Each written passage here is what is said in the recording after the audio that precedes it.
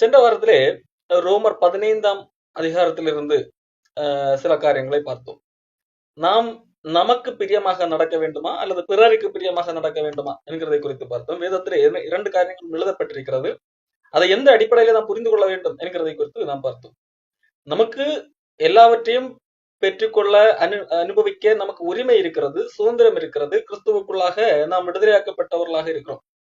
நம் கிறிஸ்துவுக்கு அடிமைகளாக இருந்தாலும் நாம் எந்த பிரமாணத்துக்கும் அல்லது மனிதர்களுடைய அல்லது சட்டத்திட்டங்களுக்கும் மனிதர்கள் உருவாக்கின எந்த மத சட்டத்திட்டங்களுக்கும் அடிமைப்பட்டவர்கள் கிடையாது என்கின்ற அதே வேளையிலும் நாம் மற்றவர்கள் பலமற்றவர்கள் சில ஒவ்வொரு விதமான கலாச்சார சூழலில் இருந்து வந்தவர்கள் இருப்பார்கள். அப்படிப்பட்ட பலமற்றவர்கள் விசுவாசத்தில் வளர வேண்டியவர்கள், அவர்கள் மேலும் நாம் அக்கறை உள்ளவர்களாக நம்முடைய நடத்தை இருக்க வேண்டும். அவர்களை நம் பக்கம் இழுக்கத்தக்கதாக, அவர்களை விசுவாசத்திலே வளரச் செய்வதற்கு எதுவாக நாம் காணப்பட வேண்டும். எடுத்த உடனடியாக அவர்கள் குற்றவாளிகளாக தீர்க்கக்கூடாது என்கிறதை குறித்து நாம் பார்த்தோம். அதே வேளையிலே பலம் குறைந்தவர்களும் விசுவாசத்திலே பலம் குறைந்தவர்களும் விசுவாசத்திலே பலம் உள்ளவர்கள் சுதந்திரமாக இருப்பதை கண்டு அவர்கள் ஏதோ பாவிகள் என்று சொல்லி அவர்களை குற்றவாளிகளாக தீர்க்கக்கூடாது. விசுவாசத்திலே பலம் உள்ளவர்கள் பலமற்றவர்களை அற்பமாக எண்ணக்கூடாது. விசுவாசத்திலே பலவீனர்கள் விசுவாசத்தில் பலம் உள்ளவர்கள் செய்கிற சில செயல்களை கண்டு அது குற்றம் என்பதாக எண்ணிவிடக்கூடாது என்கிறதை குறித்து பார்த்தோம். பலமுள்ளவர்களுக்கு தான் இங்கே பவுல் பெரும்பான்மையான ஆலோசனைகளை கொடுக்கிறார். கிறிஸ்து பலமுள்ளவர், கிறிஸ்து எல்லாவற்றையும் பரலோகத்தையே ஆளக்கூடியவர், ஒட்டுமொத்த அண்ட சராசரங்களையும் ஆளுகை செய்யக்கூடியவர், படைத்தவர். அவர் தனக்கு பிரியமானபடி இருக்க வேண்டும் என்றால் இருந்திருக்கலாம். ஆனால் அவர் தன்னுடைய சுயநலத்தை நாடாமல் அவர் மனிதனாக இறங்கி வந்தார். மனிதர்களுடைய நிந்தைகளை அவர் சுமந்தார். அவர் தமக்கு பிரியமாக மற்றவர்கள் வாழ்வுற வேண்டும் என்று விரும்பினதை போல நாமும் மற்றவர்களுக்காக வாழ வேண்டும் என்கிறதை குறித்து பார்த்தோம். தொடர்ந்து ரோமர் 15ஆம் அதிகாரம் 4ஆம் வசனத்திலிருந்து பவுலப்போஸ்தலன் ஒரு காரியத்தை எழுதுகிறார். தேவ வசனத்தினால் உண்டாகும் ஆறுதல், பொறுமை. அப்போ தேவ வசனத்தினால் ஆறுதலும் பொறுமையும் உண்டாகிறது என்று சொல்லி இங்கே பவுல் எழுதுகிறார். அதை தொடர்ந்து அது எதற்காக இந்த ஆறுதலும் பொறுமையும் எதற்கு நேராக நடத்துகிறது என்று சொன்னால், நாம் நம்பிக்கை உள்ளவர்களாகும்படியாக அது நம்மை நடத்துகிறது என்று சொல்லுகிறார். பவுல் இந்த இடத்துல அதை எழுத காரணம் என்னவென்று சொன்னால், அதற்கு முன்பதாகத்தான் பவுல் சங்கீதம் 69:9 கிறிஸ்துவை குறித்த ஒரு காரியத்தை எழுதியிருந்தார். ரோமர் 15:3 கிறிஸ்துவும் தமக்கே பிரியமாக நடவாமல் உம்மை நிந்திக்கிறவர்களுடைய நிந்தைகள் என்மேல் விழுந்தது என்று எழுதிக்கிறபடியே நடந்தார். சங்கீதம் 69:9 இந்த வசனம் இருக்கிறது. அப்போ கிறிஸ்து கடவுளை உம்மை நிந்திக்கிறவர்களுடைய நிந்தை என்மேல் விழுந்தது என்று எழுதியிருக்கிறபடி நடந்தார் அல்லவா? அதாவது அவர் மேல் விழுந்த அந்த நிந்தைகளை பொறுமையோடு சகித்தார். அப்போ இந்த காரியத்தை சொன்ன பின்பதாக பவுல் சொல்லுகிற காரியம், இப்படி எழுதியிருக்கிறவைகள் எல்லாம் கிறிஸ்துவை குறித்து எழுதியிருக்கிறவர்கள். கடவுள் மாம்சமாக வந்து மனிதர்களுக்காக பாடுபட்டார் அல்லவா? அப்போ இந்த காரியங்கள் எழுதப்பட்டிருக்கிறது.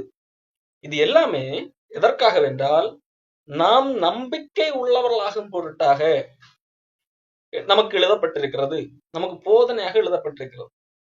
தேவ வசனத்தினால் உண்டாகும் பொறுமையினாலும் ஆறுதலினாலும் நாம் நம்பிக்கை உள்ளவர்களாகும் படிக்கு முன்பு எழுதியிருக்கிறவைகள் எல்லாம் நமக்கு போதனையாக எழுதப்பட்டிருக்கிறது. அப்போ வேதாகம வசனத்திலே நமக்கு கிறிஸ்து இயேசு இங்கே பூமிக்கு வந்த காரியம், அவர் நமக்காக செய்த அந்த காரியம், இதை குறித்து நாம் தியானிக்கும் போது, அதாவது குறிப்பாக சொல்ல போனால் சுவிசேஷம் அறிவிக்கப்படுகிறது அல்லவா போதனையாக. அதனுடைய மைய நோக்கம் என்னவென்றால், நம் நம்பிக்கை உள்ளவர்களாக மாற வேண்டும். இந்த நம்பிக்கை என்பது எதிர்காலத்தை குறித்த நம்பிக்கை, முழுமையான ஒரு நம்பிக்கை. நாம் கடவுளோடு கூட ஆளுகை செய்ய போகிறோம். நம்மை கடவுள் அவர் வரும்போது அவருடைய மகிமையிலே நம்மை சேர்த்துக் கொள்ளுகிறவராக இருக்கிறார். நாம் அவரோடு கூட யுகமாக அழிவில்லாத அந்த வாழ்க்கையை வாழ போகிறோம், அனுபவிக்க போகிறோம். அப்போ இந்த நம்பிக்கை இந்த நம்பிக்கை உண்டாகும் பொருட்டாகத்தான் இவைகள் எல்லாம் பிரயோஜனமாக எழுதியிருக்கு. அப்ப இந்த நம்பிக்கை எதன் வழியாக வருகிறது? இந்த சுவிசேஷத்தினுடைய நோக்கம் நாம் நம்பிக்கை உள்ளவர்களாக வேண்டும் என்பது. இந்த நம்பிக்கை எதன் வழியாக வருகிறது என்று சொன்னால், அந்த சுவிசேஷத்தை கேட்கும் போது தேவ வசனத்தினால் உண்டாகும் பொறுமை, ஆறுதல். அப்ப இந்த இரண்டின் வழியாக நமக்கு நம்பிக்கை உண்டாகிறது. காரணம், ஒரு பிரச்சனை வரும்போது அந்த பிரச்சனைக்கு இரண்டு விதத்திலே நாம் என்ன செய்ய முடியும்? ரியாக்ட் பண்ண முடியும். நமக்கு எதிராக வருகிற ஒரு பிரச்சனையை இரண்டு விதத்திலே நாம் ரியாக்ட் பண்ணலாம். ஒன்று, எனக்கு ஏன் இந்த பிரச்சனை, எனக்கு இந்த பிரச்சனை வருவதற்கு எந்த சாத்தியம் இல்லை, நான் அவ்வளவு நல்லவனாக்கும், எனக்கு அந்த பிரச்சனைகள் வருவதற்கு எனக்கு சம்மதமே இல்லை, ஏன் எனக்கு இந்த பிரச்சனை வருகிறது என்று சொல்லி அழுது துவண்டு ஒரு இடத்துல முடங்கி போக முடியும். அதாவது ஏன் எனக்கு வருகிறது, நான் என்ன பாவம் செய்தேன், இப்படி ஒரு விதத்துல அந்த பிரச்சனையை எடுத்துக்கொள்ள முடியும். இன்னொரு விஷயம் என்னவென்றால், ஒரு பிரச்சனை வருகிறது வருகிறது என்றால் அதை பொறுமையோடு கையாள்வது. வருகிறதா, சரி நான் பொறுமையோடு இருக்கிறேன், காரணம் எனக்கு ஒரு நம்பிக்கை உண்டு என்று வாழ்கிற ஒரு வாழ்க்கை. அந்த பொறுமையில் ஒரு ஆறுதல் கிடைக்கிறது.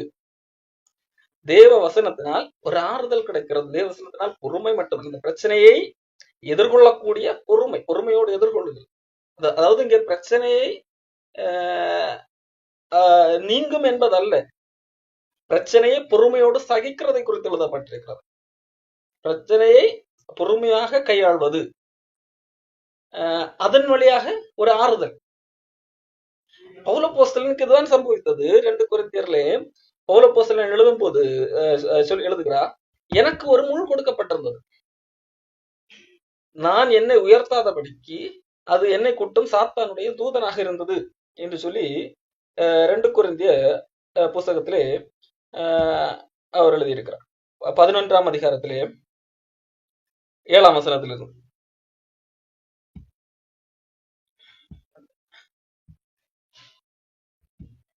2 கொரிந்தியர் 12ஆம் அதிகாரத்திலே 7ஆம் வசனம், அன்றியும் எனக்கு வெளிப்படுத்தப்பட்டவைகளுக்குரிய மேன்மை நிமித்தம் எனக்கு அநேக வெளிப்பாடுகள் கொடுக்கப்பட்டிருக்கிறது. இதை பற்றி கடவுளினிடத்திலே அநேக காரியங்களை சொல்லி இருக்கிறார், ரகசியங்களை கற்றுத் தந்திருக்கிறார், மக்களுக்கு அறிவிக்கும்படியாக அநேக ரகசியங்களை கற்றுத் தந்திருக்கிறார். இதை மற்றவர்களுக்கு அநேகருக்கு தெரியாது. இந்த ரகசியங்கள் எனக்கு அறிவு ஜாஸ்தி என்று சொல்லும் போது தேவ அறிவு, தேவனிடத்திலிருந்து பெற்றுக்கொண்ட அறிவு, அறிந்து கொள்ளுதல். இது மற்றவர்களுக்கு தெரியாத காரியங்கள் எல்லாம் எனக்கு அறிந்திருக்கிறது.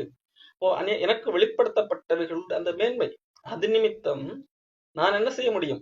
பெருமை பாராட்ட முடியும். அவர்களுக்கு ஒன்றும் தெரியாது, ஏதாகலும் எனக்கு எதிராக ஏதாகலும் அக்யூசேஷன் வந்தால் கூட உனக்கு ஒன்றும் தெரியாது, நான் எனக்கு எவ்வளவு அறிவு இருக்கு தெரியுமா, கடவுள் இடத்துல எல்லாம் பேசுறாரு தெரியுமா என்று சொல்லி பெருமை பாராட்ட முடியும். அப்படி நான் பெருமை பாராட்டாத படிக்கு என்று சொல்லி பவுல் எழுதுகிறார்.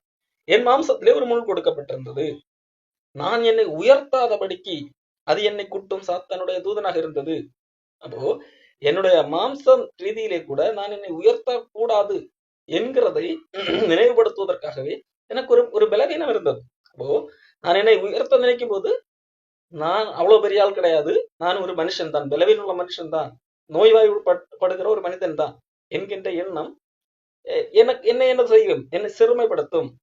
நான் எனக்கு உள்ளாக இருக்கின்ற மாம்சம் என்னை உயர்த்த பெருமை பாராட்ட துடிக்கும் போது கூட அது என்னை சிறுமைப்படுத்துகிறதாக இருக்கிறது. அது சாத்தானுடைய செயலாக இருந்தாலும், சாத்தானுடைய தூதனாக இருந்தாலும், ஆண்டவர் அதை தன்னுடைய நன்மைக்காக எடுத்து பயன்படுத்துகிறார், அதை அனுமதிக்கிறார். அதற்காக ஆண்டவருடைய நோக்கம் என்ன? பவுல் என்ன செய்யக்கூடாது? பெருமை பாராட்டி விடக்கூடாது, அது நிமித்தம் கடவுளுடைய நாம் தூஷிக்கப்பட்டு விடக்கூடாது என்கிறதற்காக ஆண்டவர் அதை அனுமதிக்கிறார். அப்போ பவுலுக்கு இது தெரியாது அல்லவா? பவுல் ஜெபிக்கிறான், ஆண்டவரே இது என்னை விட்டு நீங்க வேண்டும், என்னால் நீங்க வேண்டும், எனக்கு இந்த விளைவினம் வேண்டாம். 3 முறை ஜெபிக்கிறான். ஆண்டவர் என்ன சொன்னார்?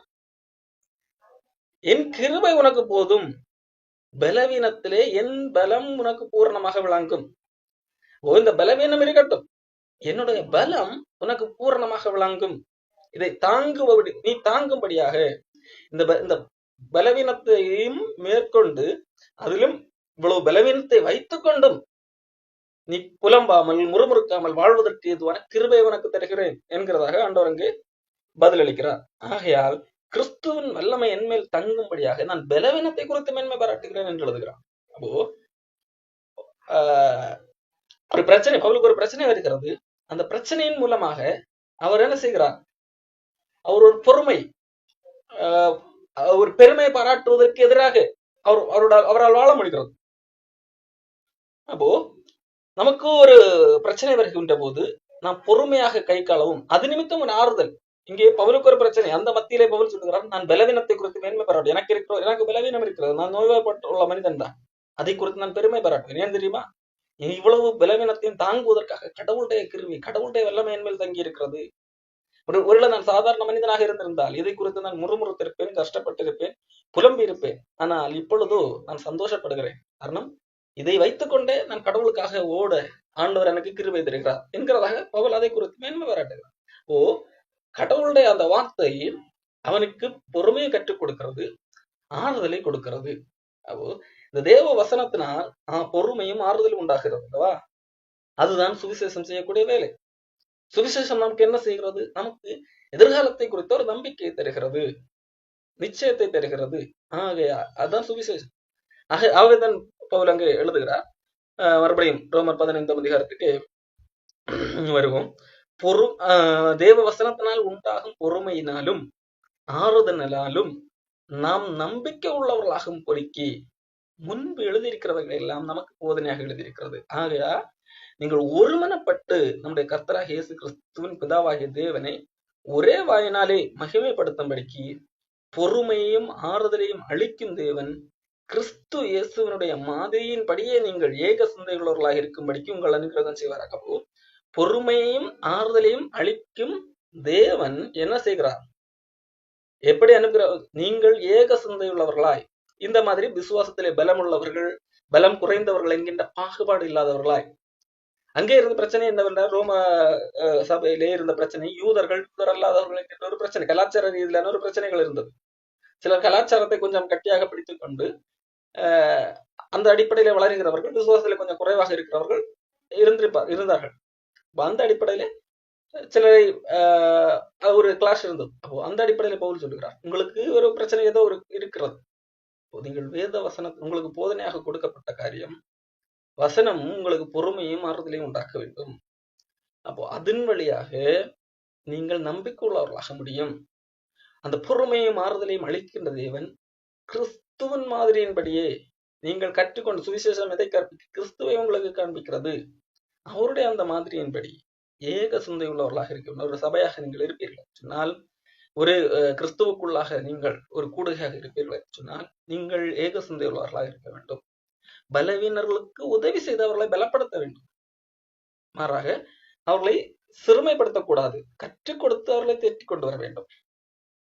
ஆதலால் தேவனுக்கு மகிமை உண்டாக கிறிஸ்து நம்மை ஏற்றுக்கொண்டது போல நீங்களும் ஒருவரை ஏற்றுக்கொள்ளுங்கள். அப்போ கிறிஸ்து நாம் பலமான பிறகு நம்ம ஏற்றுக்கொள்ளவில்லை. கிறிஸ்து முதல்ல அதை ஏற்றுக்கொண்டார், அதன் பிறகு நம்மை பலப்படுத்துகிறார். ஒவ்வொரு நாளும் ஒவ்வொரு காரியங்களை கற்றுத்தந்து பலப்படுத்துகிறார். ஆகவே கிறிஸ்து எப்படி நம்ம ஏற்றுக்கொண்டார்? நீ முதலாவது பலமுள்ளவனாக மாறி வா, அதன் பிறகு நான் என்னை ஏற்றுக்கொள்ளுகிறேன். அப்படி அல்ல, முதலாவது அவர் ஏற்றுக்கொள்ளுகிறார்.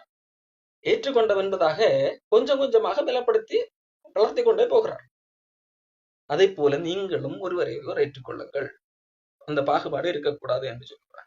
மேலும் பிதாக்களுக்கு, அதாவது இஸ்ரவேலர்களுக்கு வாக்குத்தத்தம் பண்ணப்பட்டது, வாக்குத்தத்தம் பண்ணப்பட்ட வாக்குத்தத்தங்களை உறுதியாக்கும்படிக்கு தேவனுடைய சத்தியத்து நிமித்தம் இயேசு கிறிஸ்து விருத்த சேதனங்களுக்குள்ளவர்களுக்கு ஊழியக்காரரான. இயேசு கிறிஸ்து முதலாவது ஊழியக்காரரானது யாருக்கு? விருத்த சேத யூதர்களுக்கு. அது வாக்குத்தத்தம் பண்ணப்பட்டது, அவர்களுக்கு வாக்கு கொடுக்கப்பட்டபடி அவர்களுக்கு சேவை செய்யும்படியாக இயேசு கிறிஸ்து வந்தார். இயேசு கிறிஸ்து இந்த பூமியிலே சேவை செய்தார். அது அந்த சேவையின் நேரடி பலனை பெற்றவர்கள் யார் என்று கேட்டால் யூதர்கள். ஆனால் அதோடு நிற்கவில்லை. தாவீது எழுதின சங்கீதத்தின்படி புறஜாதிகளுக்குள்ளே அறிக்கை பண்ணி உம்முடைய நாமத்தை சொல்லி என்று சங்கீதம் பாடுவேன் என்று எழுதியிருக்கிறபடி புறஜாதியாரும் இரக்கம் பெற்றார்கள். ஆண்டவர் அந்த இரக்கத்தை, அதாவது இஸ்ரவேல் மக்களுக்கு ஆண்டவர் ஊழியக்காரரானார். அதாவது நேரடியாக இயேசு கிறிஸ்து வந்து பணியை செய்தார், தன்னையே கொடுத்து பணி செய்தார். அந்த இரக்கம் இஸ்ரவேலர்களுக்கு மட்டுமல்ல, அது இஸ்ரவேலர்கள் அல்லாதவர்களுக்கும், புறஜாதியாரும், அதாவது இஸ்ரவேலர் அல்லாதவர்களும், ஒட்டுமொத்த உலகமும் இரக்கம் பெற்றது நிமித்தம் அவர்களும் தேவனை மகிமைப்படுத்துகிறார்கள் என்று சொல்லி சில வசனங்களை எல்லாம் பவுல் இங்கே மேற்கோள் காட்டுகிறார். அந்த அடிப்படையிலே தான் பரிசுத்த ஆவியின் பலத்தினாலே உங்களுக்கு நம்பிக்கை பெருகும்படிக்கு நம்பிக்கையின் தேவன் விசுவாசத்தினால் உண்டாகும் எல்லாவது சந்தோஷத்தினாலும் சமாதானத்தினாலும் உங்களை நிரப்புவாராக என்று சொல்லி பவுல் வாழ்த்துகிறார். அப்போ பரிசுத்த ஆவியின் பலத்தினாலே உங்களுக்கு நம்பிக்கை பெருகும்படிக்கு, நம்பிக்கை பெருக வேண்டும் என்றால் பரிசுத்த ஆவியின் பலம் தேவை. அந்த பரிசுத்த ஆவியின் பலம் எப்பொழுது வரும்? நாம் இயேசு கிறிஸ்து அந்த சுவிசேஷத்தை ஏற்று விசுவாசிக்கும் போது பரிசுத்த ஆவியானவர் வருகிறார். பரிசுத்த ஆவியானவர் நமக்கு கற்றுத்தர ஆரம்பிக்கிறார். அதன் அடிப்படையில் நமக்கு பலன் வருகிறது. நம்பிக்கை அசைவில்லாத நம்பிக்கைக்கு நேராக ஆண்டவர் நம்மை வழி நடத்துகிறார். அந்த நம்பிக்கை பெருகும்படிக்கு நம்பிக்கையின் தேவன் எந்த அடிப்படையில் செயல்படுகிறார் பாருங்கள். விசுவாசத்தினால் உண்டாகும். விசுவாசத்தின் அடிப்படையிலே தான் பரிசுத்த ஆவியானவர் நம்ம வர முடியும், நாம் ரட்சிக்க காப்பாற்றப்பட முடியும். அந்த அடிப்படையில் பரிசுத்த ஆவியானவர் நமக்கு நம்பிக்கையை வலுப்படுத்துகிறவராக காணப்படுகிறார். அந்த விசுவாசத்தின் மூலமாக நமக்கு சந்தோஷமும் சமாதானமும் உண்டாகிறது. இங்கே குறிக்கப்பட்டிருக்கிற இங்கே சந்தோஷம் சமாதானம் என்கிறது உலக அடிப்படையில் உலகத்தினால் உண்டாகின்ற சந்தோஷம் அல்ல. இந்த உலக அடிப்படையிலே எந்த அடிப்படையில சந்தோஷம்? நாம் நினைக்கிற பொருள் நமக்கு கிடைத்தால் ஒரு சந்தோஷம், நாம் ஆசைப்படுவதெல்லாம் கிடைத்தால் நமக்கு ஒரு சந்தோஷம். அந்த அடிப்படையில அல்ல. இந்த உலக பொருட்களை நாம் பெற்றுக்கொள்வதோ பெற்று அனுபவிப்பதோ என்கின்ற அடிப்படையில் அல்ல. இது விசுவாசத்தினால் உண்டாகும் சந்தோஷம் சமாதானம். இது எதை குறித்தது என்று சொன்னால், நமக்கு நிச்சயிக்கப்பட்ட ஒரு வாழ்வு, எதிர்காலத்தை குறித்த ஒரு நம்பிக்கை, உறுதியாக்கப்பட்ட நிச்சயமாக்கப்பட்ட ஒரு நம்பிக்கை. அதை குறித்து தான் இங்கே பவுல் பேசுகிறார். இங்கே பவுல் நம்பிக்கை என்று சொல்லுவது எதிர்கால நம்பிக்கையை குறித்தது. இயேசு கிறிஸ்துவை விசுவாசிப்பதனால் எதிர்காலத்தை குறித்த ஒரு நம்பிக்கை நிச்சயம் கிடைக்கிறது. அந்த நம்பிக்கை அதன் அடிப்படையிலாக கிடைக்கிற மகிழ்ச்சி சந்தோஷம். அந்த மகிழ்ச்சி சந்தோஷம் கிடைக்க வேண்டிய பட்சத்திலே இந்த பூமியிலே நடக்கின்ற காரியங்கள், அது நெகட்டிவாக இருந்தாலும் பாசிட்டிவாக இருந்தாலும் நம்ம எஃபெக்ட் செய்யாது, நம்மை பாதிக்கக்கூடாது என்கிறதை பவுல் இங்கே எழுதுகிறார். ரோமர் 15:14, சகோதரரை நீங்கள் நற்குணத்தினால் நிறைந்தவர்களும் சகல அறிவினாலும் நிரப்பப்பட்டவர்களும் ஒருவருக்கு ஒருவர் புத்தி சொல்ல வல்லவர்களுமாய் இருக்கிறீர்கள் என்று நானும் உங்களை குறித்து நிச்சயித்திருக்கிறேன். அந்த ரோம சபை குறித்து பவுல் எழுதுகிறார். நீங்கள் நற்குணத்தினால் நிறைந்தவர்கள், சகல அறிவினாலும் நிரப்பப்பட்டவர்கள், ஒருவருக்கு ஒருவர் புத்தி சொல்ல வல்லவர்கள் என்று சொல்லி நான் நிச்சயித்திருக்கிறேன். அப்போ நான் நிச்சயித்திருக்கிறேன். அப்போ இருந்தாலும் பவுல் இந்த கடிதம் எழுதுகிறார். அப்போ பவுல் இங்கே ரோமர்களை குறித்து ஒரு பாராட்டு வார்த்தை எழுதுகிறார். நீங்கள் நற்குணத்தினால் நிறைந்தவர்கள், சகல அறிவினாலும் நிரப்பப்பட்டவர்கள், ஒருவருக்கொருவர் புத்தி சொல்ல வல்லவர்கள் என்று சொல்லி நானும் உங்களை குறித்து நிச்சயித்திருக்கிறேன். இது பவுலுடைய ஒரு நிச்சயம், ரோம மக்களை குறித்து பவுலுடைய ஒரு நிச்சயம். ஆனாலும் ஏன் பவுல் இந்த கடிதத்தை எழுத வேண்டும்? அவர்களுக்கு ஏகப்பட்ட அறிவுரைகளை ஆரம்பத்திலிருந்தே கூறியிருக்கிறார் அல்லவா? ஏன் அதை எழுத வேண்டும்? எழுதுகிறார். அப்படி இருந்தும் சகோதரரே, புறஜாதியாராகிய பலி பரிசுத்தாவினாலே பரிசுத்தமாக்கப்பட்டு தேவனுக்கு பிரியமான பலியாகும்படிக்கு நான் தேவனுடைய சுவிசேஷ ஊழியத்தை நடத்தும் ஆசாரியனாயிருந்து புறஜாதிகளுக்கு இயேசு கிறிஸ்துவனுடைய ஊழியக்காரனாகும் பொருட்டு தேவன் எனக்கு அளித்த கிருபையினாலே உங்களுக்கு ஞாபகப்படுத்தும்படி இவைகளை நான் அதிக தைரியமா எழுதுகிறேன். இப்போ உங்களை குறித்து எனக்கு ஒரு கணிப்பு இருக்கிறது.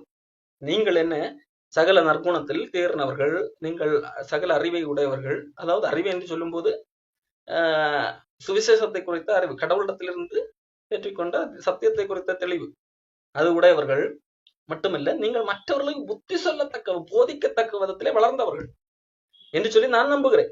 ஆனாலும் உங்களுக்கு ஏன் எழுதுகிறேன் தெரியுமா? எனக்கு ஒரு கடமை இருக்கிறது. கடவுள் எனக்கு ஒரு காரியத்தை ஒப்பு கொடுத்திருக்கிறார், அதை நான் செய்தாக வேண்டும். அதாவது பவுலுக்கு அவர்களை குறித்து ஒரு கணிப்பு இருக்கிறது. ஆனாலும் ஒருவேளை அவர்கள் எல்லாரும் என்ன செய்யலாம், வெளித்தோற்றத்தின் அடிப்படையில் அப்படி இருக்கலாம். உண்மையிலே ஒருவேளை என்னது அவர்களுக்குள்ளும் எல்லாரும் ஒரே மாதிரி இருக்க மாட்டார்கள் அல்லவா? எல்லாரும் அந்த அளவுக்கு அறிவு இல்லாதவர்களும் இருக்கலாம் என்கின்றதுனால் எனக்கு ஒரு கடமை ஒப்புவிக்கப்பட்டிருக்கிறது. புறஜாதியராகிய பலி பரிசுத்தாவினாலே பரிசுத்தமாக்கப்பட்டு தேவனுக்கு பிரியமான பலியாகும்படிக்கு தேவனுடைய சுவிசேஷ ஊழியத்தை நடத்தும் ஆசாரியனாக புறஜாதிகளுக்கு இயேசு கிறிஸ்துவனுடைய ஊழியக்காரனாகும் பொருட்டு ஆண்டவர் எனக்கு ஒரு பொறுப்பை கொடுத்திருக்கிறார். அதை நிறைவேற்ற வேண்டும். ஆகையால் இதை ஞாபகப்படுத்துகிறார். ஒருவேளை ஞாபகம் இல்லாமல் இதிலே இந்த அறிவற்றவர்களாக இருக்க வாய்ப்பு இருக்கல். நான் உங்களை குறித்து படி நிச்சயித்திருக்கிறேன். ஆனாலும் கடவுள் எனக்கு ஒரு பொறுப்பை கொடுத்திருக்கிறார். அது என்ன பொறுப்பு? புறஜாதியாராகிய பலி பரிசுத்த ஆவியினாலே தேவனுக்கு பிரியமான பலியாக வேண்டும். அதாவது ஆண்டவர் யூதர்கள் மத்தியிலே வந்தார், அவர்களுக்கு ஊழியம் செய்யும்படியாக வந்தார். அவர்கள் அதை நிராகரித்தார்கள். சுவிசேஷம் செல்லும் போது அப்போஸ்தலர்களும் சுவிசேஷம் சொல்லுகிறார்கள், நிராகரிக்கிறார்கள். அதைத் தொடர்ந்து பவுல் அப்போஸ்தலன் யூதர்கள் இல்லாதவர்கள் மத்தியிலே கடந்து வருகிறார். அவர்களுக்கு சுவிசேஷத்தை அறிவிக்கிறார். அப்போ ஆண்டவர் இதற்காகத்தான் பவுலை தெரிந்து கொள்கிறார். அப்போ இங்கு யூதர் அல்லாதவர்கள் மத்தியிலே சுவிசேஷத்தை பரப்பும்படியாக சுவிசேஷத்தை பரப்பி அவர்கள் பரிசுத்தாவினாலே பரிசுத்தமாக்கப்பட வேண்டும் என்கிறதற்காகத்தான் என்கிற அந்த வேலையைத்தான் பவுலுக்கு ஆண்டவர் கொடுக்கிறார். அந்த பொறுப்பை ஆண்டவர் பவுலுக்கு கொடுக்கிறார். அந்த பொறுப்பு இருக்கின்ற காரணத்தினால் நீங்கள் நல்லவர்களாக, நான் அதாவது மேலே குறிப்பிட்டபடி நீங்கள் மற்றவர்களுக்கு போதிக்கத்தக்கவர்களாக அந்த அளவுக்கு வளர்ந்திருக்கிறதாக நான் நிச்சயித்திருந்தாலும் எனக்கு இப்படி ஒரு பொறுப்பு கொடுக்கப்பட்டிருக்கிறது. ஆகையால் அதை ஞாபகம் முட்டி எழுத வேண்டியது என்னுடைய கடமையாக இருக்கிறது. ஒருவேளை நான் எழுதின காரியங்கள் எல்லாவற்றிலும் இந்த ரோம சபையில் உள்ளவர்கள் சிலர் சரியாக இருக்கலாம். இருந்தாலும் நான் எழுத வேண்டியது என்னுடைய கடமை. அப்போ சுவிசேஷம் சொல்லப்பட வேண்டியது, ஞாபகப்படுத்தப்பட வேண்டியது நம்ம ஒருவருடைய கடமை. ஒருவரை கேட்க கிறிஸ்தவர்கள் அந்த சுவிசேஷத்தை கேட்டுதான் ரட்சிக்கப்பட்டிருப்பார்கள் அல்லது கிறிஸ்தவர்களாக இருக்கிறார்கள். மறுபடியும் ஏன் திருப்பி சொல்ல வேண்டும், திருப்பி போதனை செய்து கொண்டே இருக்க வேண்டும் இந்த கேள்வி பல்வேறு முறை வரலாம் அல்லவா? அப்போ நான் உங்களை குறித்து ஒருவேளை நிச்சயத்திருக்கலாம், நீங்கள் ஏற்கனவே ரட்சிக்கப்பட்டவர், மற்றவர்களுக்கு போதிக்கத்தக்கவத்திலே இருக்கிறவர்கள். ஆனாலும் கடவுள் எனக்கு ஒரு பொறுப்பு கொடுத்திருக்கிறார். இதை என்னது, நீங்கள் பரிசுத்தாவினால் பரிசுத்தமாக்கப்பட்டு தேவனுக்கு பிரியமான பலியாக வேண்டும் என்று சொல்லி அதற்கு என்று இயேசு கிறிஸ்துவினுடைய ஊழியக்காரனாகும்படி கடவுள் எனக்கு கிருபை கொடுத்திருக்கிறார். ஆகையால் மறுபடியும் ஞாபகப்படுத்துகிறேன். ஒருவேளை நீங்கள் சரியாக இருந்தால் ஓகே, இல்லாவிட்டால் இதை வைத்துக் கொண்டு என்ன செய்ய முடியும்? உங்களை சரிப்படுத்திக் கொள்ள முடியும். பரிசுத்தாவினால் பரிசுத்தமாக்கப்பட்டு தேவனுக்கு பிரியமான பலியாக மாற முடியும். இங்கே ரோம சபையிலே பொறுத்தவரையில் விசுவாசத்திலே குறைவுள்ளவர்கள் அல்லது வளராதவர்கள், அவர்கள் இந்த போதனையை கேட்டு அவர்கள் விசுவாசத்திலே வளர முடியும், அவர்களின் மேலும் பரிசுத்தம் உள்ளவர்களாக மாற முடியும். அப்போ அல்லது ஒருவேளை வெறும் மத அடிப்படையிலே எல்லாரும் முழு சத்திய சுவிசேஷத்தை அறியாமல் இந்த ரோம மக்களோடு கூட சபையிலே வந்திருக்கிறவர்கள் இதை கேட்டு அந்த ரோம புத்தகத்தை பவுல் எழுதின அந்த கருத்துக்களை கேட்டு, அதாவது நியாயப்பிரமாணத்தினால் அல்ல, சட்டத்திட்டங்களினால் அல்ல, விசுவாசத்தினால் தான் நாம் நீதிமானாக்கப்படுகிறோம் என்கின்ற சத்தியத்தை கேட்டு, ஒருவேளை முதலாவது அவர்கள் கேட்டிருந்தாலும் சரியாக புரிந்து கொள்ளாமல் வந்திருக்கலாம். அவர்கள் பார்ப்பதற்கு விசுவாசிகளை போல இருந்திருக்கலாம், ரட்சிக்கப்பட்டவர்களை போல இருந்திருக்கலாம். ஆனால் பவுல் இப்பொழுது எழுதுகிற அந்த கடிதத்தை வாசிக்கும் போது அப்படி இருந்தவர்கள் கூட என்ன செய்ய முடியும்? உண்மையாகவே ரட்சிக்கப்பட வாய்ப்பு இருக்கிறது அல்லவா? ஆகவே மறுபடியும் நான் உங்களுக்கு ஞாபகப்படுத்தபடியாக எழுதுகிறேன் என்கிறதாக பவுல் இங்கு எழுதுகிறார். பவுல் இந்த ரோம புஸ்தகத்தை எழுதின நோக்கத்தை இங்கு சொல்லுகிறார். நீங்கள் அறிவுள்ளவர்கள் தான், வெளிப்பாடு பெற்றவர்கள் தான், ரட்சிக்கப்பட்டவர்கள் தான் என்று நான் நிச்சயித்திருக்கிறேன். அது என்னுடைய கணிப்பு. ஆனா உண்மை என்னவென்று கடவுளுக்கு தானே தெரியும். ஆகையால் புறஜாதியா எனக்கு ஒரு வேலை கொடுக்கப்பட்டிருக்கிறது. அது புறஜாதியராகிய பலி. அதாவது நீங்கள் இயேசு கிறிஸ்துவை ஏற்றுக்கொள்வது நிமித்தமாக நீங்கள் பரிசுத்தமான பலியாக, தேவனுக்கு பிரியமான பலியாக ஒப்புக் கொடுக்கிறீர்கள் அல்லவா? அது பரிசுத்தமாக இருக்க வேண்டும். அதற்கு ஏற்ற போதனையை நான் உங்களுக்கு கொடுக்கிறேன். அது உங்களுக்கு ஒருவேளை நீங்கள் ஏற்கனவே நன்றாக அறிந்தவர்களாக இருந்தால் அதை ஞாபகப்படுத்திக் கொள்ளுங்கள். ஒருவேளை உங்களை எல்லாருக்கும் தெரியும் என்று நீங்களாக தவறாக எண்ணிக்கொண்டிருந்தால் சரியாக ஏற்றுக்கொள்ளுங்கள் என்கிறதுக்கு ஏதுவாக இருக்கு. அதனால் நான் தேவனுக்குரியவைகளை குறித்து இயேசு கிறிஸ்துவை கொண்டு மேன்மை பாராட்ட எனக்கு இடம் உண்டு. புறஜாதியாரை வார்த்தையினாலும் செய்கையினாலும் கீழ்ப்படிய பண்ணும்படிக்கு அற்புத அடையாளங்களின் பலத்தினாலும் தேவ ஆவியின் பலத்தினாலும் கிறிஸ்துவானவர் என்னை கொண்டு நடப்பித்தவைகளை சொல்வது இல்லாமல் வேறொன்றையும் சொல்லதான் துணிவதில்லை. பவுல் சொல்லுகிறார், நான் தேவனுக்குரியவைகளை குறித்து இயேசு கிறிஸ்துவை கொண்டு மேன்மை பாராட்ட எனக்கு இடம் உண்டு. நான் பெருமையாக பேசலாம், ஆனால் அது என்னால் அல்ல, கிறிஸ்து செய்த என்னை கொண்டு நடப்பித்தவைகள் எல்லாம் தேவனானவர் நடப்பித்தவர். அவர் செய்திருக்கிறார். எதற்காக? புறஜாதிகள் யூதர் அல்லாதவர்கள் சுவிசேஷத்தை ஏற்றுக்கொள்ளும்படியாக, அவர்கள் வார்த்தையினாலும் செய்கையினாலும் தேவனுக்கு கீழ்ப்படிய பண்ணும்படியாக, அதாவது இயேசு கிறிஸ்துவை விசுவாசிக்கும்படியாக அற்புத அடையாளங்கள், அப்போஸ்தலருக்குரிய அடையாளங்கள் என் மூலமாக நடப்பிக்கப்பட்டது. அது கிறிஸ்துவானவர் என்னை கொண்டு நடப்பித்தவைகள் என்று சொல்லி பவுல் இங்கே சொல்லுகிறார். மட்டுமல்ல, பவுல் இங்கு வேறொரு காரியத்தையும் குறிப்பிடுகிறார். என்னுடைய முதன்மை நோக்கம் என்னவென்றால், இயேசு கிறிஸ்துவை குறித்து கேள்விப்படாதவர்களுக்கு சுவிசேஷம் அறிவிப்பது. ரோம சபையில் உள்ளவர்களுக்கு ஏற்கனவே சுவிசேஷம் அறிவிக்கப்பட்டது. பவுல் மூலமாக அல்ல, வேறு யாரோ மூலமாக சுவிசேஷம் அறிவிக்கப்பட்டுதான் அவர்கள் சபையாக கூடி வந்தார்கள். ஆகவே தான் பவுல் இங்கே கடிதமாக எழுதுகிறார்.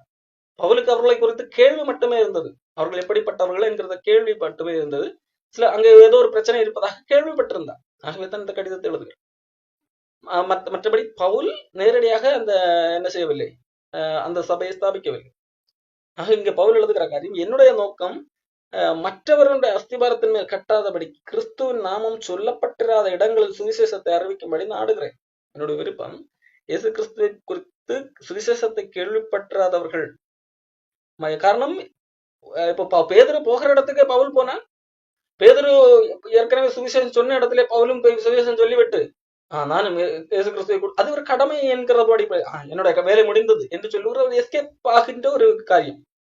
இன்றைக்கு கிறிஸ்தவர்கள் மத்தியிலே சுவிசேஷ கூட்டம் நடத்துகிறார்கள் அல்லவா? அது எல்லாமே ஒரு என்னது, தங்களை தாங்களே ஏமாற்றிக் கொள்ளுகிற அல்லது தங்களை தாங்களே திருப்திப்பட்டுக் கொள்வதற்காக நடத்தப்படுகிற கூட்டங்கள் பெரும்பாலும். ஆனா பவுல் சொல்லுகிறார், நான் என்னுடைய விருப்பம் சுவிசேஷம் அறிவிக்கப்படாதவர்களுக்கு சுவிசேஷம் அறிவிக்கப்பட வேண்டும் என்று விரும்புகிறேன்.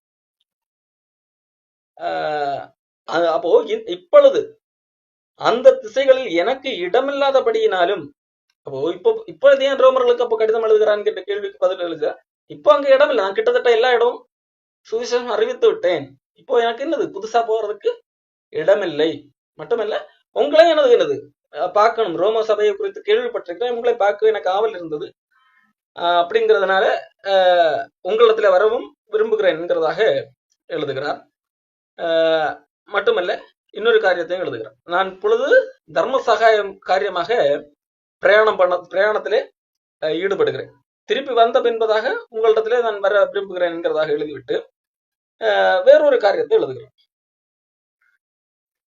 இது மிக முக்கியமான ஒரு காரியம். 25 ரோமர் 15:25 இருக்குது. பரிசுத்தவான்களுக்கு உதவி செய்யும் காரியமாக நான் எருசலேமுக்கு பிரயாணம் பண்ண எத்தனமாயிருக்கிறேன். மக்கதோனியாவிலும் அகாயாவிலும் உள்ளவர்கள் எருசலேமில் உள்ள பரிசுத்தவான்களுக்குள்ளே இருக்கிற தரித்திரருக்காக சில பொருள் சகாயம் செய்ய விருப்பம் கொண்டிருக்கிறார்கள். புரிந்துள்ளுங்கள், மக்கதோனியாவிலும் அகாயா என்று சொன்னால் குருந்து,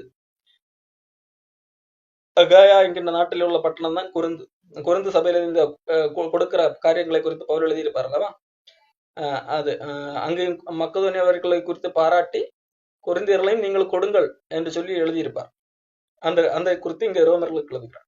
மக்கதோனியாவிலும் அகாயாவிலும் உள்ளவர்கள் எருசலேமில் உள்ள பரிசுத்தவான்களுக்குள்ளே இருக்கிற தரித்திரருக்காக சில பொருள் சகாயம் செய்ய விருப்பம் கொண்டிருக்கிறார்கள், கொடுக்க அவர்கள் இருக்கிறார்கள். இப்படி செய்வதும் நல்லதென்று எண்ணினார்கள். மட்டுமல்ல, இப்படி செய்கிறதற்கு அவர்கள் கடனாளியாயும் இருக்கிறார்கள். பாருங்கள், அந்த பகுதி நீங்கள் கொரிந்தியர் புத்தகத்திலே 2 கொரிந்தியர் 8:9 நீங்கள் படித்து பார்ப்பீர்கள் என்று சொன்னால், இதைத்தான் இன்றைக்கு அநேகர் தசமபாகம் வாங்குவதற்காகவும் காணிக்கை வாங்குவதற்காகவும் சபைகளிலே பெரும்பாலும் பயன்படுத்துவார்கள். 2 கொரிந்தியர் 8:1-2 மக்கதோனியா நாட்டு சபைகளுக்கு தேவன் அளித்த கிருபையை உங்களுக்கு அறிவிக்கிறோம் என்று சொல்லி கொரிந்தியர்களுக்கு பவுல் அறிவிக்கிறார். அவர்கள் மிகுந்த உபத்திரவத்தினாலே சோதிக்கப்படுகையில் கொடிய தரித்திரமர்களாயிருந்தும் தங்கள் பரிபூர்ண சந்தோஷத்தினாலே மிகுந்த உதாரத்துவாய் கொடுத்தார்கள் என்று சொல்லி மக்கதோனியர்களை பாராட்டி கொரிந்தியர்களுக்கு எழுதுகிறார். 9ஆம் அதிகாரத்திலே கொரிந்தியர்களுக்காக எழுதுகிறார், நீங்கள் பரிசுத்தவான்களுக்கு செய்ய வேண்டிய தர்ம சகாயத்தை குறித்து நான் அதிகமாக உங்களுக்கு எழுத வேண்டுவதில்லை. உங்கள் மன விருப்பத்தை அறிந்திருக்கிறேன். அகாயாவில் உள்ளவர்கள் 1 வருஷமாக ஆயத்தமாக இருக்கிறார்கள் என்று நான் மக்கதோனியருடனே சொல்லி உங்களை புகழ்ந்தேனே. மக்கதோனியர்கள் குறித்து பாராட்டி கொரிந்தியர்களுக்கு எழுதுகிறார். அடுத்த அதிகாரத்திலே நான் உங்களை குறித்து கொரிந்தியர்களை குறித்து ஏற்கனவே மக்கதோனியர்களுக்கு பாராட்டி இருக்கிறேன், நீங்களும் கொடுக்கிறதிலே நல்ல விருப்பம் உள்ளவர்களாக இருக்கிறீர்கள் என்று சொல்லி கொரிந்தியர் 2 கொரிந்தியர் 8-9 அதிகாரத்திலே அவர்கள் மக்கதோனியா சபை மக்களானாலும் சரி, கொரிந்தியர் சபை மக்களானாலும் சரி, எருசலேமில் இருக்கிறவர்களுக்காக உதவி செய்கின்ற அந்த தர்ம பணம் கொடுக்கிற அந்த காரியத்தை பவுல் அங்கே மேற்கோள் காட்டுகிறார் அல்லவா? அதை குறித்துதான் இங்கே ரோமர்களுக்கு எழுதுகிறார். அவர்கள் மிகுந்த விருப்பம் கொண்டிருக்கிறார்கள். அதற்காக நான் அதை கொண்டு செல்வதற்காக நான் எத்தனமாக இருக்கிறேன். இப்படி செய்வது நல்லது என்று எண்ணினார்கள். மட்டுமல்ல, இப்படி செய்கிறதற்கு அவர்கள் கடனாளிகளாக இருக்கிறார்கள். மக்கதோனியாவில் உள்ளவர்கள் தங்கள் திராணிக்கு மிஞ்சி கொடுத்தார்கள் அல்லவா? யாருக்கு கொடுத்தார்களாம்? எருசலேமில் உள்ள பரிசுத்தவான்களுக்குள்ளே இருக்கிற தரித்திரருக்காக சில பொருள் சகாயம் செய்ய விருப்பம் கொண்டிருக்கிறார்கள். இப்படி செய்ய நல்லது என்று எண்ணினார்கள். மட்டுமல்ல, இப்படி செய்வதற்கு கடனாளிகளாகவும் இருக்கிறார்கள். எப்படி என்று, எந்த அடிப்படையில் அவர்கள் கடனாளிகள் என்று சொன்னால், எருசலேமில் உள்ளவர்கள், எருசலேமில் உள்ளவர்கள் என்றால் அப்போஸ்தலர்கள் அல்லது சுவிசேஷத்தை அறிவிக்கிறவர்கள். முதல் சுவிசேஷகர்கள் அப்போஸ்தலர்கள் யார்? யூதர்கள் தானே, எருசலேமிலிருந்து புறப்பட்டவர்கள் தானே. அப்போ அவர்கள் மூலமாக சுவிசேஷம் மக்கதோனியாவில் ஆகட்டும், கொரிந்தியாவில் ஆகட்டும், பல்வேறு இடங்களுக்கு அவர்கள் மூலமாக தானே பரவினது. அப்போ அப்படிப்பட்டவர்கள் மூலமாக நீங்கள் ஞான நன்மைகளை பெற்றிருக்கிறீர்கள். அவர்கள் உங்களுக்கு சுவிசேஷம் அறிவித்ததனால் நீங்கள் அழிவில்லாத ஒரு வாழ்க்கையை பெற்றிருக்கிறீர்கள். உங்களுக்கு பரலோகத்திலே தேவனோடு கூட வாழுகின்ற அந்த வாக்கியம் கிடைத்திருக்கிறது. அப்படி இருக்க நீங்கள் அவர்களுடைய ஞான நன்மைகள் பங்கு பெற்றிருக்க, உங்கள் சரீர நன்மைகளால் அவர்களுக்கு உதவி செய்ய இவர்களும் கடனாளிகளாக இருக்கிறார்கள். எருசலேமில் உள்ளவர்கள் மூலமாக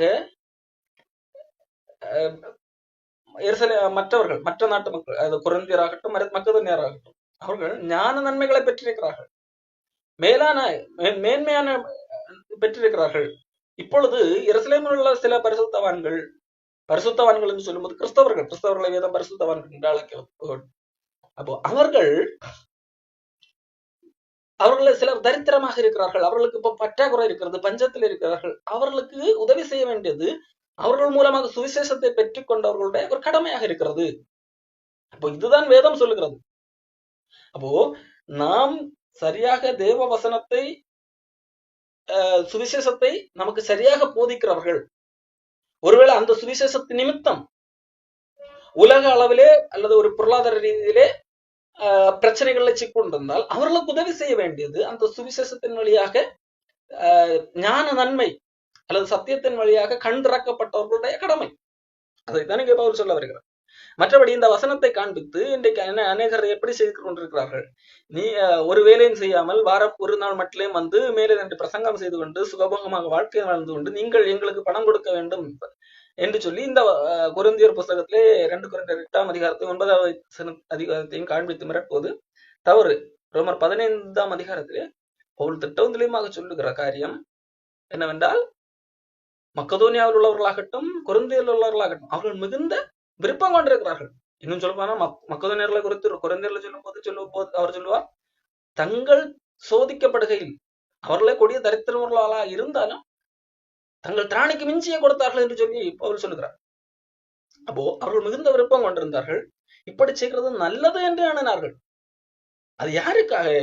எருசலேமில் உள்ள பரிசுத்தவான்களுக்குள்ளே இருக்கிற தரித்திரருக்காக சில பொருள் சகாயம் செய்ய விருப்பம் கொண்டிருக்கிறார்கள். அப்போ தேவையில் உள்ளவர்களுக்கு கொடுக்க வேண்டும். அப்போ அவர்களுக்கு கொடுப்பதும் நான் கடனாளிகளாக இருக்கிறோம்.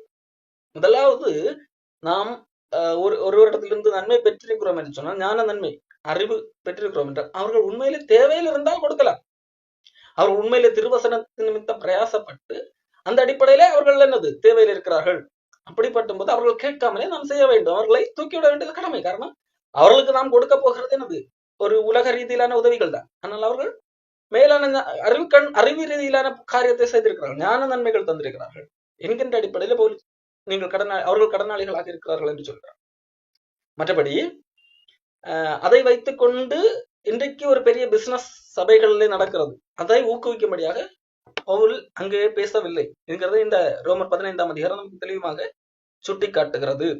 இங்கே கூட என்னது, எருசலேமில் உள்ள பரிசுத்தவான்கள் எல்லாரும் அல்ல, அந்த பரிசுத்தவான்களிலும், பரிசுத்தவான்கள் என்றால் கிறிஸ்தவர்கள், அந்த பரிசுத்தவான்களுக்குள்ளே இருக்கிற தரித்திரருக்காக, ஒருவேளை அவர்கள் தரித்திரமாக இல்லாமல் இருந்திருந்தால் அவர்கள் கொடுக்க வேண்டிய தேவையில்லை. அப்போ இவர்கள் யாருக்காக கொடுத்தார்கள்? எருசலேமில் இருக்கிற பரிசுத்த கிறிஸ்தவர்களுக்குள்ளே இருக்கிற தரித்திரருக்காக. காரணம் அவர்களுக்கு தான் தேவை. அவர்களுக்கு தரித்திரர் இல்லை என்று சொன்னால் அவர்களுக்கு கொடுக்க வேண்டிய அவசியம் இல்லை அல்லவா? அவர்களுடைய ஞான நன்மைகளை பெற்றிருந்தாலும் கூட அந்த பணத்தை என்னது வேறு இடத்திலே சுவிசேஷம் அறிவிப்பதற்கு பயன்படுத்தலாம், அல்லது வேறு ஒருவருடைய தேவையை சந்திப்பதற்கு பயன்படுத்தலாம். அப்போ இங்கே தெளிவாக சொல்லப்படுகிற காரியம், எருசலேமில் இருக்கிற பரிசுத்தவான்களுக்குள்ளே இருக்கிற தரித்திரருக்காக சில பொருள் சகாயம் செய்ய விருப்பம் கொண்டிருக்கிறார்கள். அது செய்ய வேண்டியது கடமையாகவும் இருக்கு. அப்போ இந்த அடிப்படையில பவுல் இந்த காரியத்தை எழுதுகிறார். இதுதான் ரோமர் 15ஆம் அதிகாரம். அடுத்த வாரத்திலே ரோமர் 16ஆம் அதிகாரத்தை குறித்து தியானிக்கிறார். இந்த இடத்துல பவுல் சொல்ல வருகிற காரியம் என்னவென்றால், நம்ம ஒரு பிரச்சனைகள்ல சிக்கிக் கொள்ளும் போது நாம் கற்றுக்கொண்ட போதனை சத்தியம் நமக்கு ஒரு காரியத்தை செய்கிறது, நம்மளாக செய்கிறது. என்ன? பொறுமையையும் ஆறுதலையும் அளித்து, அது எதற்கு ஏதுவாக நம்பிக்கையை உண்டாக்குகிறதாக இருக்கிறது. அது தேவ வசனத்தினால் உண்டாகும் பொறுமையும் ஆறுதலும் நம்மை நம்பிக்கையை உண்டாக்குகிறதாக இருக்கிறது. அப்போ இந்த ஆறுதலும் பொறுமையும் எதன் மூலமாக வருகிறது? தேவ வசனத்தின் மூலமாக. அப்போ அதற்காகத்தான் நாம் என்னது, வேத வசனத்தை தியானிப்பதும் வேத வசனத்தை கேட்பதும் இருக்க வேண்டும். அதிலே நம்முடைய கவனத்தை அதிகமாக செலுத்த வேண்டும். கடவுளை அறிவிலே நாம் வளரும் போது சத்தியத்தை கேட்க கேட்க நமக்குள்ளாக பொறுமையும் ஆறுதலும் உருவாகிறது. அந்த பொறுமையும் ஆறுதலும் நம்மை நம்பிக்கைக்குள்ளாக அந்த நம்பிக்கை நமக்கு சந்தோஷத்தை தருகின்ற ஒன்றாக காணப்படுகிறது. அப்ப இந்த உலக ரீதியில உள்ள பிரச்சனைகள், போராட்டங்கள் எதுவாக இருந்தாலும் அதை சமாளித்து அதை மேற்கொண்டு நம்மால் எளிதாக வெற்றி பெற முடியும். தொடர்ந்து அடுத்த வாரத்திலே ரோமர் 16ஆம் அதிகாரத்திலிருந்து சில காரியங்களை